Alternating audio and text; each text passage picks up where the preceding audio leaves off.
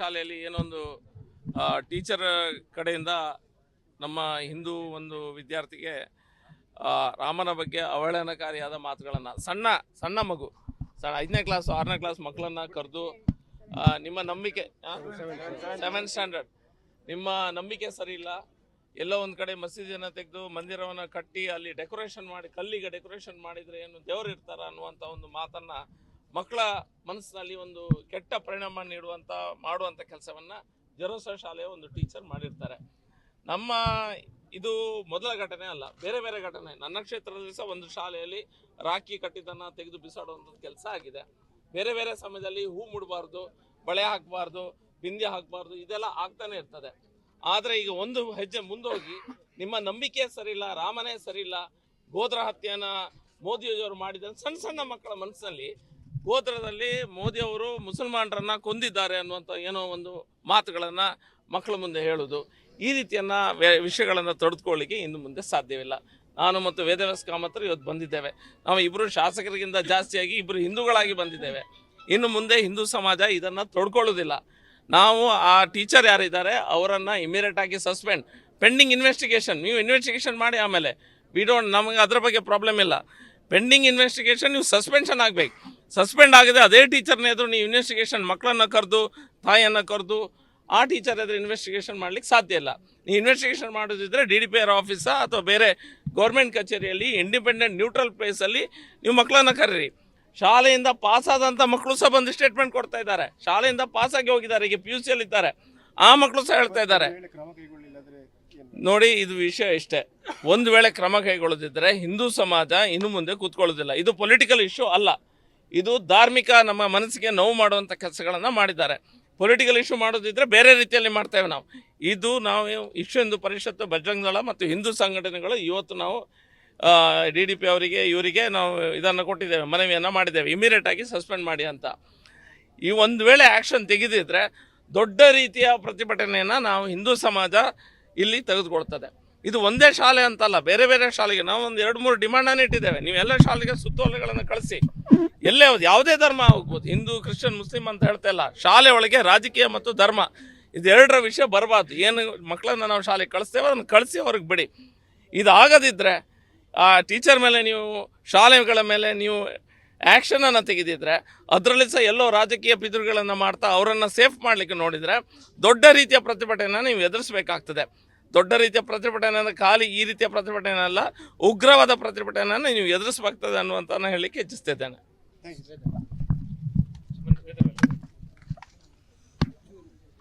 ಇವತ್ತು ಮಂಗಳೂರಿನಲ್ಲಿ ಶಾಸಕನಾದ ನಾನು ಮತ್ತು ಭರತ್ ಶೆಟ್ಟಿಯವರು, ಅದೇ ವಿಶ್ವ ಹಿಂದೂ ಪರಿಷತ್ನ ಎಲ್ಲ ಪ್ರಮುಖರು ಮತ್ತು ಆ ವಿದ್ಯಾರ್ಥಿಗಳ ಹೆತ್ತವರು ಜಿಲ್ಲಾ ಪಂಚಾಯತ್ ಕಚೇರಿಯ ಮುಂಭಾಗದಲ್ಲಿ DDPIಗೆ ಮನವಿಯನ್ನು ಕೊಟ್ಟು ನಮ್ಮೆಲ್ಲ ನಿಲುವುಗಳನ್ನು ಅವರಿಗೆ ಹೇಳಿದ್ದೇವೆ. ಇತ್ತೀಚಿನ ದಿನಗಳಲ್ಲಿ ನಡೆದಂಥ ಘಟನೆ ಪತ್ರಿಕೆ ಮತ್ತು ಮಾಧ್ಯಮದಲ್ಲಿ ವ್ಯಾಪಕವಾದ ಸುದ್ದಿಯನ್ನು ಮಾಡಿತ್ತು. ಇವತ್ತು ಈ ಜೆರೋಸಾ ಸಂಸ್ಥೆ ಅಲ್ಲಿರುವಂಥ ಅಧ್ಯಾಪಕಿ ಒಂದು ಹಿಂದೂ ಧರ್ಮದ ನಮ್ಮ ದೇವರುಗಳಿಗೆ ಅವಮಾನ ಮಾಡುವಂಥ ಒಂದು ಹೀನ ಕೃತ್ಯ ಮಾಡ್ತಾರೆ ಅಂತ ಹೇಳಿದ್ರೆ ಇದನ್ನು ಹಿಂದೂ ಸಮಾಜ ಸಹಿಸಲ್ಲ. ಒಂದು ಮಾತನ್ನು ನಾನು ಹೇಳಲಿಕ್ಕೆ ಬಯಸ್ತಾ ಇದ್ದೇನೆ. ಇವತ್ತು DDP ಅವರಿಗೆ ವಿಶ್ವ ಹಿಂದೂ ಪರಿಷತ್ ಮುಖಾಂತರ ನಾವೆಲ್ಲರೂ ಸೇರಿಕೊಂಡು ಆ ಟೀಚರನ್ನು ತಕ್ಷಣ ವಜಾ ಮಾಡಬೇಕು ಮತ್ತು DDPI ಕಚೇರಿ ಅಥವಾ ಇನ್ನಿತರ ಸರ್ಕಾರಿ ಕಚೇರಿ ಒಳಗಡೆ ಆ ಹೆತ್ತವರು ಮತ್ತು ಮಕ್ಕಳು ಮತ್ತು ಸಪ್ರೇಟಾಗಿ ಟೀಚರ್ಗಳನ್ನು ಇನ್ವೆಸ್ಟಿಗೇಷನ್ ಮಾಡಿ.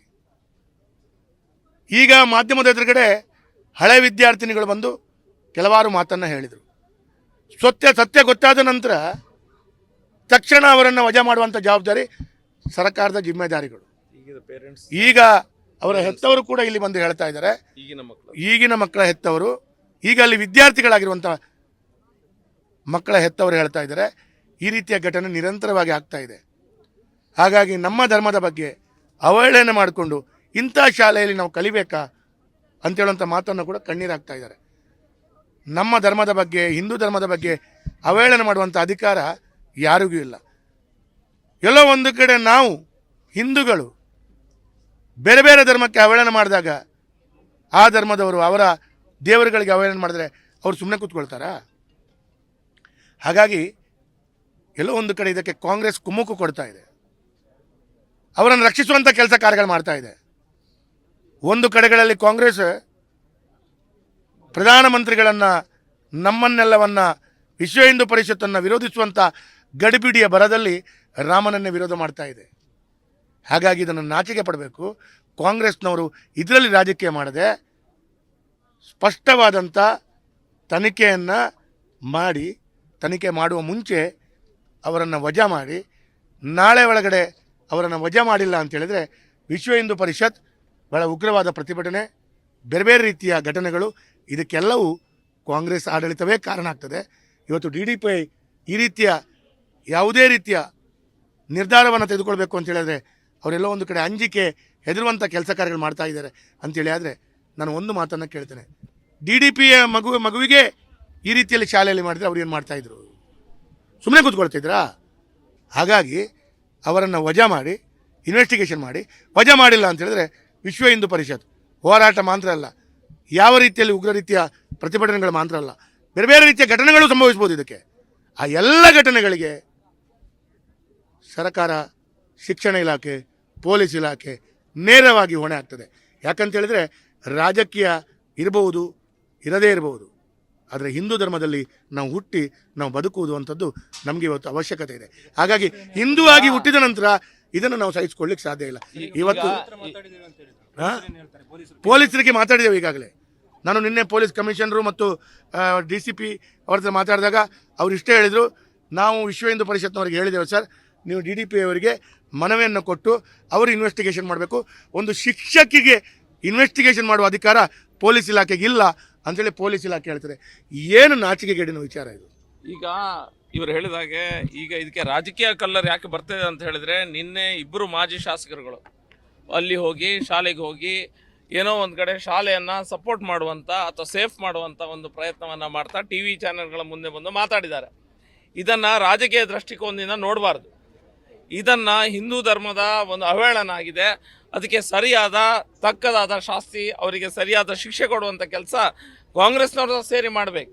ಈಗ ಹೋಗಿ ಯಾವುದೋ ಒಂದು ಧರ್ಮದವರನ್ನ ಕಾರಣಕ್ಕಾಗಿ ಸಣ್ಣ ಮಕ್ಕಳ ನಮ್ಮ ಭವಿಷ್ಯ ಏನಿದೆ ಅದನ್ನು ನೀವು ಸ್ಯಾಕ್ರಿಫೈಸ್ ಮಾಡಲಿಕ್ಕೆ ರೆಡಿ ಇದೆ ಅಂತ ಹೇಳಿದರೆ ಇದು ಯಾವ ರೀತಿಯ ರಾಜಕೀಯ? ಇದು ಸರಿಯಾದ ರಾಜಕೀಯ ಅಲ್ಲ. ಮತ್ತೊಂದೆಡೆ ಇದು ಸೂಕ್ಷ್ಮವಾಗಿ ನೋಡಿದರೆ ಮತಾಂತರಕ್ಕೆ ಒಂದು ರೀತಿ ದಾರಿ ತೋರಿಸುವಂಥ ಒಂದು ದಾರಿ ಒಂದು ಮಾಡಿಕೊಟ್ಟಂತ ಆಗ್ತಾ ಇದೆ. ಮಕ್ಕಳಿಗೆಲ್ಲ ಹಿಂದೂ ಧರ್ಮ ಸರಿ ಇಲ್ಲ ಅಂತ ಹೇಳೋದು. ಮುಸಲ್ಮಾನ ಮತ್ತು ಕ್ರಿಶ್ಚಿಯನ್ ಮಕ್ಕಳು ಇರ್ತಾರೆ, ಅವರ ಮನಸ್ಸಲ್ಲಿ ಮೂಡ್ತದೆ ಹಿಂದೂಗಳ ಯಾರೂ ಸರಿ ಇಲ್ಲ ಅಂತ. ಹಿಂದೂ ಮಕ್ಕಳ ಮನಸ್ಸಲ್ಲಿ ಮೂಡ್ತದೆ ನಾವು ಸರಿ ಇಲ್ಲ ಅಂತ. ಸಣ್ಣ ಸಣ್ಣ ಇಂಪ್ರೆಷನೇಬಲ್ ಏಜ್, ಆ ಸಣ್ಣ ಮಕ್ಕಳು 5, 7, 8 ಪೇರೆಂಟ್ಸ್ ಹೇಳ್ತಾ ಇದ್ದಾರೆ. ಹಾಗಾಗಿ ಇದು ಮತಾಂತರಕ್ಕೆ ಸಹ ದಾರಿ ಮಾಡಿಕೊಡುವಂಥ ಒಂದು ವಿಷಯ. ಇದನ್ನು ನಮ್ಮ ಅಡ್ಮಿನಿಸ್ಟ್ರೇಷನ್ ಏನಿದೆ ಸೀರಿಯಸ್ ಆಗಿ ತೆಗೆದುಕೊಳ್ಬೇಕು. ಈಗ ಅವರ ಸರ್ಕಾರದವರು ಅದನ್ನು ಸೇಫ್ ಮಾಡ್ಲಿಕ್ಕೆ ನೋಡ್ಬೋದು, ಪೊಲೀಸರು ಹೇಳ್ಬೋದು ಈಗ ನಾವು ಹೋಗ್ತೇವೆ ಅನ್ನುವಂಥದ್ದು ಮಾತ್ರ. ನಿಮ್ಗೆ ಹೇಳಿದ್ದೇವೆ ಆವಾಗಲೇ, ಉಗ್ರ ಪ್ರತಿಭಟನೆ ಅಂದರೆ ಈ ರೀತಿಯ ಶಾಂತಿಯುತ ಪ್ರತಿಭಟನೆ ಆಗ್ತದ ಇಲ್ವಂಥದ್ದು ಕಾಂಗ್ರೆಸ್ನ ಅಡ್ಮಿನಿಸ್ಟ್ರೇಷನ್ ಏನಿದೆ ಅವರು ಅದಕ್ಕೆ ದಾರಿ ಆಗ್ತಾರೆ, ಅವರೇ ಅದಕ್ಕೆ ಕಾರಣರಾಗ್ತಾರೆ.